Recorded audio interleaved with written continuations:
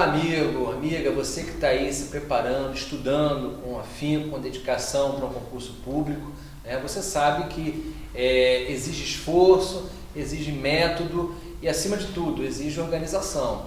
Então eu estou aqui, eu sou o professor Jefferson Davis, do curso Torres, e eu vou dar para você 5 dicas daqueles assuntos que seriam essenciais, fundamentais em qualquer concurso público, né? Seja ele para o vestibular ou para um concurso militar, né? Ou até mesmo para as escolas técnicas, tá? Então eu vou dar 5 dicas para vocês daquilo que eu considero assim fundamental e que sempre aparece em provas, tá? A primeira delas está no capítulo da morfologia, tá? Naquelas classes de palavras, e que é a conjunção.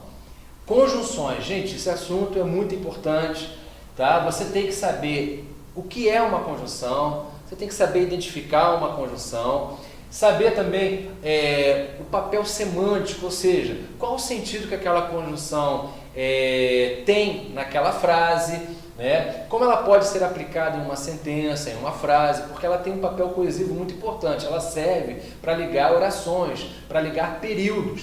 Isso vai ser importante até também na sua redação, tá? E muitas questões tratam sobre o uso das conjunções, tá? O segundo conteúdo muito importante são as preposições.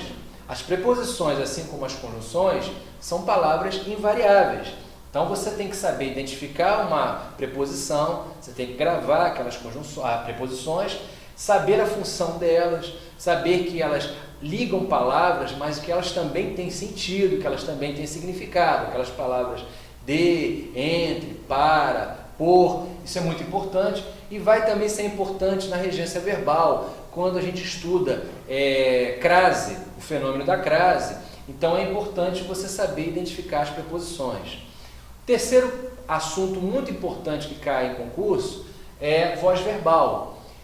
É a voz ativa, a voz passiva, né? Saber que são os verbos transitivos ou bitransitivos, né, que tem voz passiva. A exceção é o verbo obedecer, né?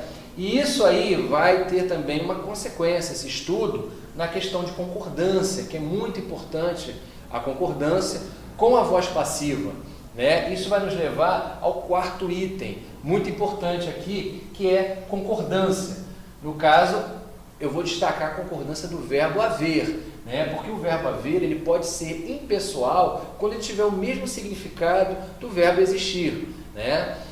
Por último, capítulo sobre pontuação. Na pontuação eu destacaria o emprego da vírgula, né?